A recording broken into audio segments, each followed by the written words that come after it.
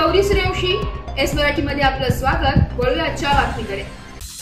ग्रामीण आदिवासी भागामध्ये अनेक औषधी वनस्पती उपलब्ध असून त्या संपदेला कल्पकतेची जोड देऊन आविष्कार स्पर्धेच्या माध्यमातून विद्यार्थ्यांना पुढे आणण्याचे काम सावित्रीबाई फुले पुणे विद्यापीठ करीत असल्याचं प्रतिपादन क्रांतीवीर वसंतराव नाईक शिक्षण प्रसारक संस्थेचे सरचिटणीस हेमंत धात्रक यांनी केले। दिंडोरी येथील क्रांतीवीर वसंतराव नाईक महाविद्यालयात आयोजित आविष्कार स्पर्धेनिमित्त ते बोलत होते।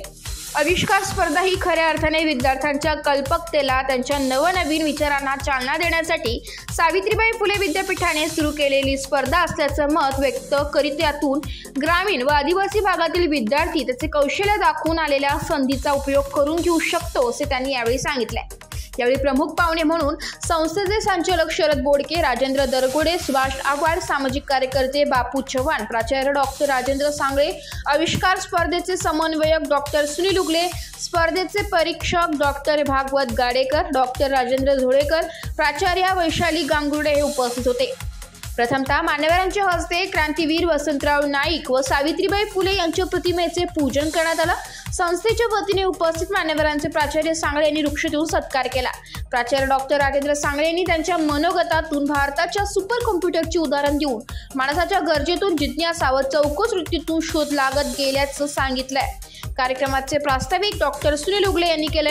आविष्कार स्पर्धेमध्ये पारंपरिक प्रथा, परंपरेमधून दिसणारी संस्कृती, वनौषधी, नैसर्गिक विजेची निर्मिती, बांबूच्या विविध कला, उद्योजकता, दिंडोरी तालुक्यातील इतिहास, सण उत्सव व त्यातील स्त्रियांचे स्थान अशा विषयावर 37 संशोधनपर भक्ती पत्रके तयार करण्यात आली आहे। त्यामध्ये 80 विद्यार्थ्यांनी सहभाग घेतला। हा प्रकार फ्युमिगेशनचा तो एक प्रकार आहे।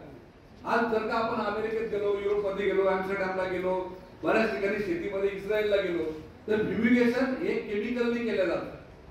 फ्युमिगेशन हे अतिशय विषारी केमिकल्सनी जमिनीचं फ्युमिगेशन केलं जातं आणि जमिनीचं फ्युमिगेशन केल्यावर त्या जमिनीचं फ्युमिगेशन करताना जमिनीमध्ये बरेचसे विषारी तत्व हे त्याच्यामध्ये मिळाले जातात आणि त्याच्यातनं येणारं पीक जे आपण धान्य पदार्थ फळं खातो ते त्याच्यामध्ये त्याचा अंश असतो आणि आज आपण झपाट्याने जे रोग आपल्याला होत आहेत ते त्याच्यामुळे होत आहेत। आज आपल्या ग्रामीण भागामध्ये फ्युमिगेशनची अतिशय खूप चांगली वेगळी पद्धत, तर त्याच्यापासून जमिनीला फक्त भाजून घेतलं।